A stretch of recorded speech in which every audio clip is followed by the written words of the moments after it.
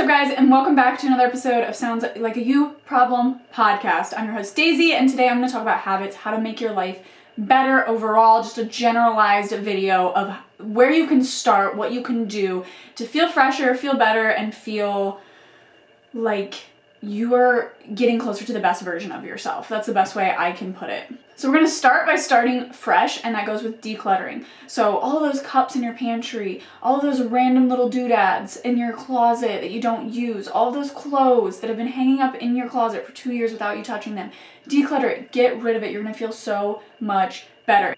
If you're anything like me, you're going to need to immediately put those things in a bag and move them out to your car so that you are not tempted to use or take them out of the bag. That is something that I have to do, but it works for me. In the beginning of this year, I decluttered so much of my space. I was like on a rampage in my house, and it felt so good to get rid of things that I don't use, that I don't need, to open those cabinets the next time that I need something from there and just see that it's like this new space. It's almost like getting rid of things makes you feel like you have more things. But I think it's just because you get rid of the useless things, and so you can see the better things of value clearly. Also, you cannot receive things, and I mean this in a very broad sense of the word, you cannot receive things if you don't have space and room for those things, whether they are tangible physical items or if we're talking like other things, you know? I think you know. I think if you're listening to this podcast,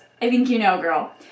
Write it down, get it out, okay? So one of the things you can start fresh and it's almost like decluttering your brain, okay? It's like a brain dump on paper. I don't know what it is, and I might just honestly be crazy, so you'll have to let me know if you're someone who does this. If you're watching on YouTube, let me know in the comments. But if I write stuff down, it's almost like I give myself permission to stop thinking about it because I know that it's wrote down on paper somewhere and I'll be able to reference it if I need it. So it's like I have this tornado of thoughts just swirling around in my brain all the time, okay? And things just get added to it all the time. Like tornadoes, you know, they pick up like barns and cows, and like think of a very comical cartoon image of a tornado swirling, just picking up stuff in its path. That is me on a day-to-day basis, for to-do lists, for what to do for the dogs, what to do in my relationship, what to do for myself, how to be a better friend, how to be a better sister, how to be a better dog mom, how to be a better everything. Like I'm constantly thinking of ideas, thinking new recipes to make, thinking of things that I need to do, spring cleaning, things that are coming up the next quarter, thinking of my personal property tax, of getting my place, like so much. There's like having 1,000 browser tabs open at once. And so I really relate my thought process of what my brain looks like to that of a tornado just picking up things constantly. And when I write the crap down, when I take the time to write stuff down, which is why sometimes I don't need like a list, I don't need it to be organized, I just need to write it on a piece of paper. It like pulls it out of that tornado, and the tornado of thoughts become less cluttered. It becomes a little bit easier to be a being who has my brain. And I don't know, again, if you can relate or if I am just crazy, but writing stuff down gives myself permission to stop thinking about it, stop obsessing over it. I am diagnosed with OCD, so this is just one of those things that I have found helps me to have a more clear mind, to have a better mental health space, right? Because if I'm thinking of 1,000,002 things, I can't think of 1,000,003 things. And this helps me. And even if you're not someone who has a tornado of thoughts swirling around in their head, writing lists, writing goals, writing things down makes you 42% more likely to achieve it. If you didn't know, now you do. So definitely write it down if you have something that you want to do, that you want to achieve, that you want to gain, that you want to buy. Write it down because you're 42% more likely to get that thing done, to achieve that thing, to obtain that thing. But also, it just helps you stay more organized, more put together once you get into the habit of writing things down. Sometimes I just write it down in my notes too, guys. Like, it doesn't have to be pen and paper, it doesn't have to be old-fashioned, it doesn't have to be like Dear Diary. You can totally just word vomit on the page, you know what I mean? Habit stacking and keystone habits. I've talked about this before, I've made very in-depth episodes of it, so I'm only going to touch lightly on this, but habit stacking has changed my life. It is stacking a habit that you don't like to do with a habit you do like to do. Like listening to a podcast while you're washing the dishes, watching your favorite TV show and catching up on an episode of something while you do your laundry. Or maybe you are taking productive breaks. So for example, I'm like always editing, and sometimes I'll just get so blinded by these lights and just have a headache and just be over it, and I will finish my editing, or if it's a really, really long editing process, I will take a break, but I'll take a productive break, which I feel like is another version of habit stacking. So and maybe it's my ADHD, I don't know, okay? I got all kinds of ailments that I'm like learning the best way to navigate so I can still be the best version of myself, even with these diagnoses. So I will take a break from my editing, but it will be a productive break. So I will get up and I'll go vacuum the house, or I'll get up and I'll go unload the dishwasher, and I'll come back down and finish my editing. So it gives me a break, but the break is still productive. I'm still doing something, I'm still getting something done. It's been very beneficial for me. It has really elevated the way that my days go, how productive I am, how much I get done, and how good I feel about myself at the end of the day, which ultimately helps me sleep better. Like, it is all a domino effect of being the best version of yourself. You're gonna notice so many positive things if you can figure out how to habit stack, and you can experiment with this. Like, maybe you want to listen to a podcast while you do your laundry. Maybe you can't focus. Maybe that doesn't help you. Maybe you don't mind doing the laundry. Like, experiment, switch it up, see what works for you. I'm always listening to a podcast while I'm taking a shower. Anytime I'm in a doctor's office or I'm at the chiropractor and I'm waiting for like an appointment, I am sketching out video ideas. I'm writing out video ideas. I am writing out scripts for my YouTube. I'm doing things all the time. Even this morning, it's Saturday, so I was taking like a slow, rainy Saturday moment, and I still was scheduling posts and editing pictures for my business page because I was laying in bed.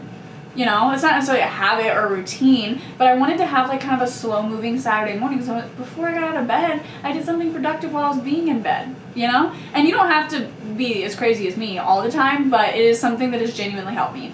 Keystone habits we've talked about.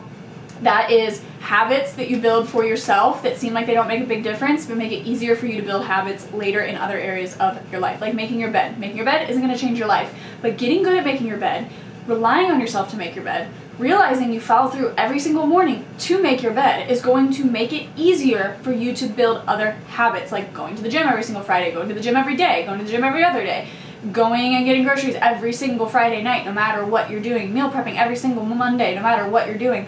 Because you built up confidence within yourself that you're going to follow through on your word when you make your bed, that you're going to follow through when you tell yourself you're going to do something when you make your bed, and so on and so forth. You probably already have a lot of keystone habits, such as like brushing your teeth every morning, brushing your teeth every night, washing your face every morning, washing your face every night, taking a shower every day.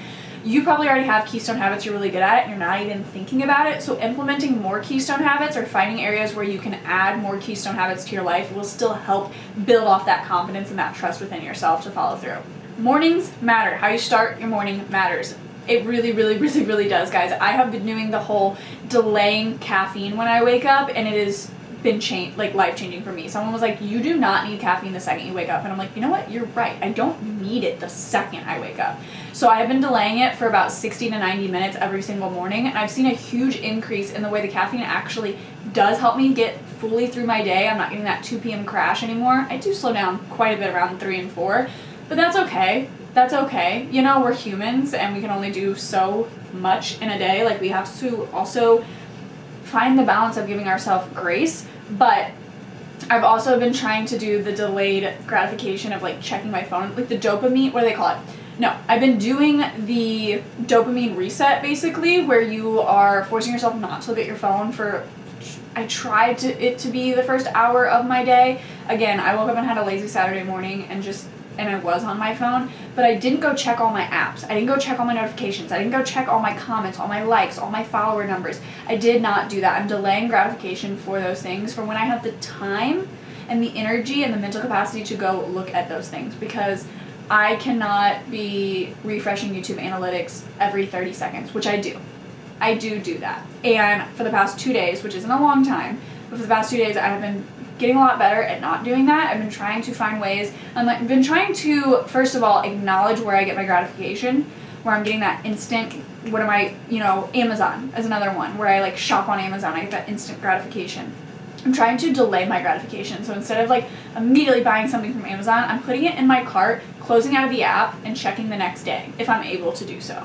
I'm writing it down, a list of wants and needs for 2024 that comes from like furniture or beauty or clothing or whatever in like category it might be in, and I'm making a list of that instead of just being like, oh, I need a new pair of shoes, I'm gonna go buy those. I will figure out what pair of shoes I want, what category. Is it boots? Is it tennis shoes? What is it? And it helps me to really think through my purchases, which has helped a lot financially, but it also helps delay the gratification, because this is a world of such instantaneous gratification that I want to be able to have a little bit more control over where my dopamine comes from. If you get a dopamine hit first thing in the morning from you looking at your likes, your followers, your social media, whatever it may be, if that's because social media is just so ingrained in us at this point, and I do it for a living, so I tie a lot of my worth to the numbers, which I need to be very conscientious about not doing as I get further into this career, is to delay that. I want to have a slow, easy morning where I talk to myself about my goals. I want to read my affirmations out loud, which I have been doing. If you guys didn't see my psychological mood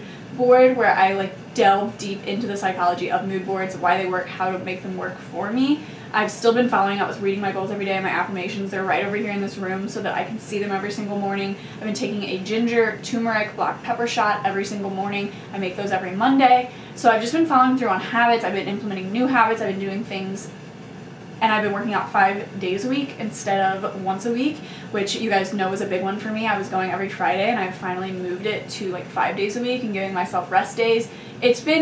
It's really changed my life, and I think that a lot of how your day goes has to do with the morning. I got a little bit on a tangent here, but how you set up your morning, and if you're going to constantly, if you start your morning by getting a dopamine hit from social media, my point is that you're going to look for that dopamine hit all day long on social media, versus if you just have a normal slow morning where you wake up with the sunrise, you watch the sun, you talk about your goals and your affirmations, dopamine is going to come a lot more naturally to you. I did this really, really well yesterday and noticed that I was a lot happier for a lot longer throughout my day. It wasn't totally contingent upon exactly what was happening in my life. It was more so just about how I felt. Nighttime routines have a huge impact. This kind of goes hand in hand with the mornings matter. If you don't have a nighttime routine, let that be the first thing that you do, okay? This changed my life. It's the easiest to make. You have the most time at night. You have the most access to be able to change and switch out variables of your nighttime routine and really switch it up to work for you, see what works, see what doesn't work, see what sticks, see what doesn't stick, and then find a set, concrete foundation and do that every single night. I have done that. I do that. And what it does is make the nighttimes expected, and that has been a huge contributing factor into how well I sleep, how the rest of my day goes, what I know is coming. Because when I know what is coming that night, that evening, I know that I don't need to worry about it because I'm going to take care of it in the evening. It's part of my nighttime routine. I don't need to worry about whenever I can fit it in or when I don't fit it in. And I also have a daily routine where Mondays is hair washing day. Tuesday I do my nails if I need them done. If I don't need them done, then I'll give my dogs a bath. Wednesdays I do my self tan. That's not even my actual schedule, but being able to break up the bigger parts of my routine that I don't necessarily need to do on a daily basis into a weekly basis and attaching them to a day. I'm oh, Monday, I know hair washing day is coming, so on Sunday night, I'm not worried about it. I don't get the Sunday scaries. I have never gotten the Sunday scaries, and that, I think I owe a lot of that to my nighttime routine. So if that's something you don't have, try to start with that first, okay? Mine consists of a shower, a heating pad, a candle, lavender lotion, lavender oil, a lavender essential warming buddy, diffuser, a humidifier, my fan, make sure my bed is all nice and cozy, fluffing up my pillow, doing a 10-minute tidy in the kitchen, moisturizing my whole body, doing my full skincare routine on my face, and then whatever day of the week it is, either self-tanning or doing my nails or whatever it may be. And it just makes for such a more peaceful, relaxing day and evening and better sleep. So I highly recommend. 60 to 80% of what you are eating should be healthy. And you know the easiest way in the world to do this, make sure your breakfasts are healthy 100% of the time. Make sure your lunches are healthy 50% of the time, and then you never have to worry about your dinners. So what I mean by this is if you are already getting 75% daily good nutrition through your breakfast and your lunch, there's a lot less chance that you're gonna mess up. There's a lot better chance that you're gonna hit that 60 to 80% goal, because no one is probably gonna call you and be like, hey, it's 8 a.m. on Tuesday, let's go to the bar. Let's go get bar food, But on Friday night, you're probably gonna get takeout. But if you know that you had healthy breakfast and lunch Monday through Friday, you can go get takeout, girl. It's not gonna matter. It's not gonna make a huge impact on you. It's not going to make an impact on your health, on your fitness, on your appearance, on the way you feel, on your mood, on your energy levels, or on any kind of nutritional regimen you're trying to follow. I'm trying to not use the word diet because I know that like you can have a nutritional diet, but that word also, I feel like at least 80% of the time has a negative connotation. And I think that obviously diet is a word to describe the way that you eat, but it's really oftentimes used to describe a fad and a phase of eating that is not sustainable. And we want sustainable, healthy ways of eating. And so the best way to do this is to make sure I have a protein-packed, filled breakfast and lunch. Again, I can like switch it up with my lunch. Like maybe on a Wednesday, I'll go get takeout for lunch or something like that. But being able to control my mornings and my lunches makes it to where if someone does throw a wrench in my plans, if something does come up, it's a lot more likely that it's going to happen in the evening time, that it's going to be dinner plans, or that we're going to get takeout, or we're going to decide last minute to go grab this or that. So being able to stay consistent on lunches and breakfasts helped me to be able to have those fun, easy times and still maintain eating 60 to 80% healthy. You want to eat more food that comes from this earth. Green things, great things that grow into the ground, things that grow in trees, animals that live here, things of that nature. Whatever makes you feel your best, of course, but I really am trying to better the way that I eat. And water. Water.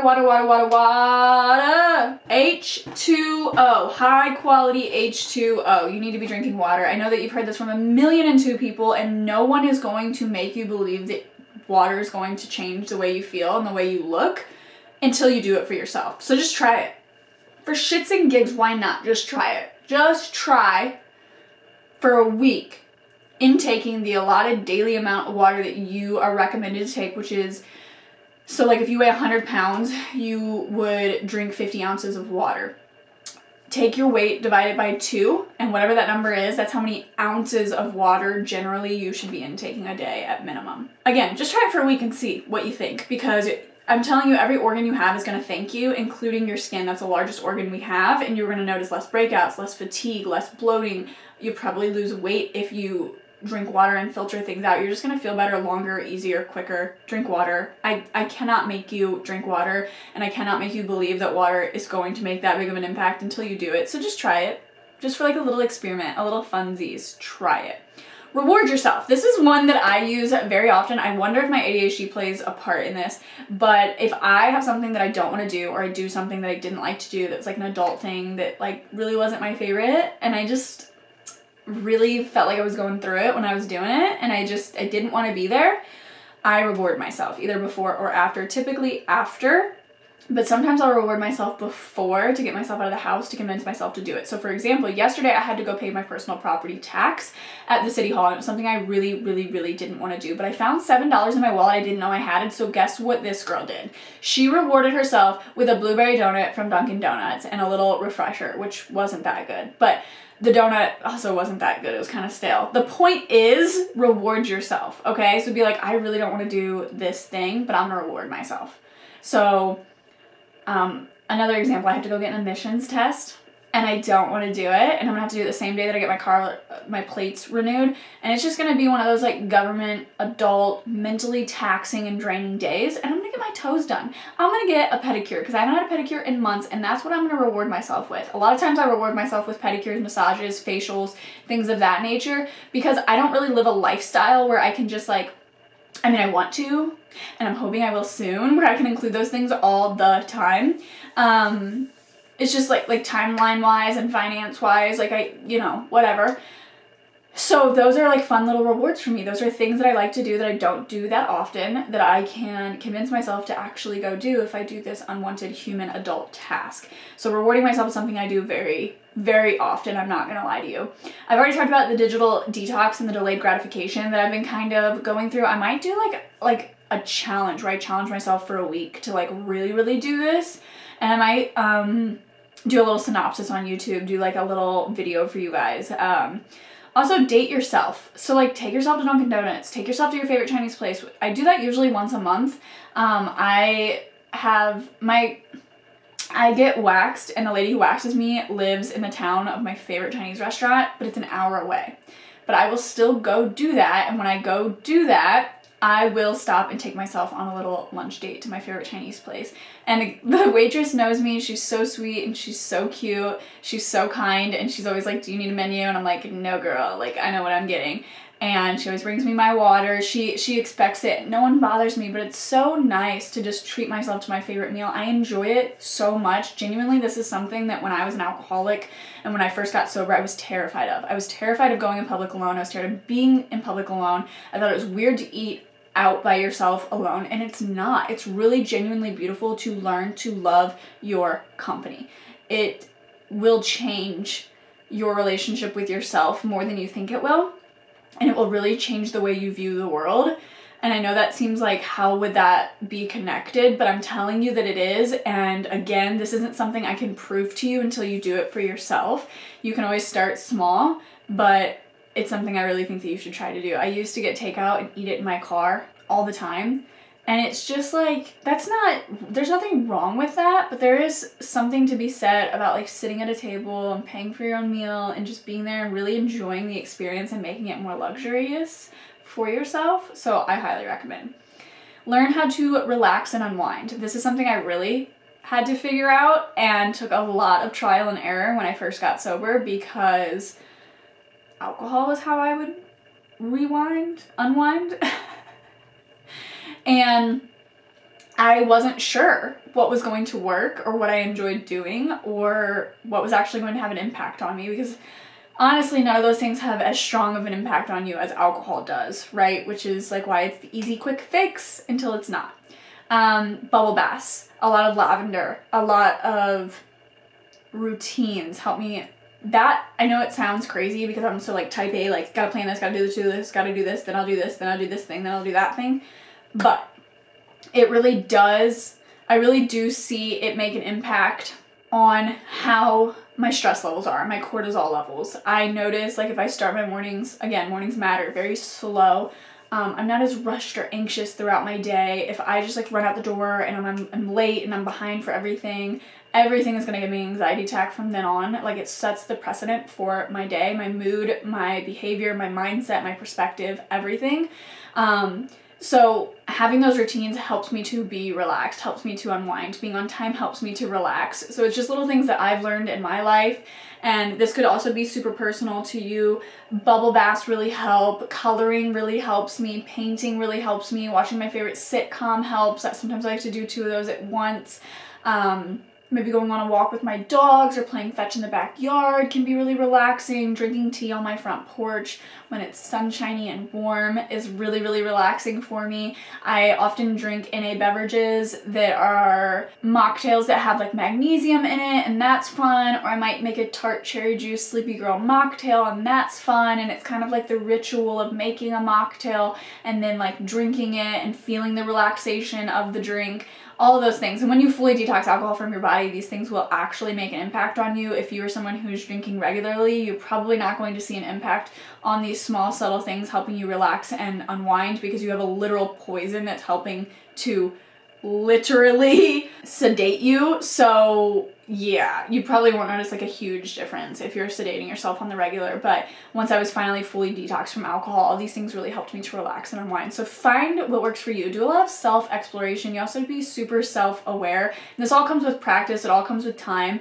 But it's a lot easier than it sounds. I promise you that. So this is really genuinely how I changed my life. These are the things that I feel like made the biggest impact on me, you know, where you're not like reading a book or I'm like go to the gym this many times a week. Like these are really easy attainable lifestyle habits that you can make for yourself that are tangible. They're not like, oh my God, I can't go on a yacht every weekend, Daisy. Like my family doesn't own a lake house, you know. Or you hear like someone talk about how they're going and blowing $300 at Target and like that's a relaxing day for them. Not all these things are like attainable and tangible ways to unwind for the normal average human. And guess what? I am a normal, average human. So I hope this episode helped you guys. Thank you for listening to this episode of Sounds Like a You Problem. Please, if you're on Spotify, give me a 5-star rating. If you want to do anything for me, that means a lot to me because I'm thinking about taking it off Spotify and moving it fully over to YouTube. If you're part of the YouTube fan, make sure to subscribe, hit that bell so you don't miss another upload. I upload every single Monday at 9 a.m. So I will see you next Monday at 9 a.m. And I hope you have a great day. Okay, love you. Bye.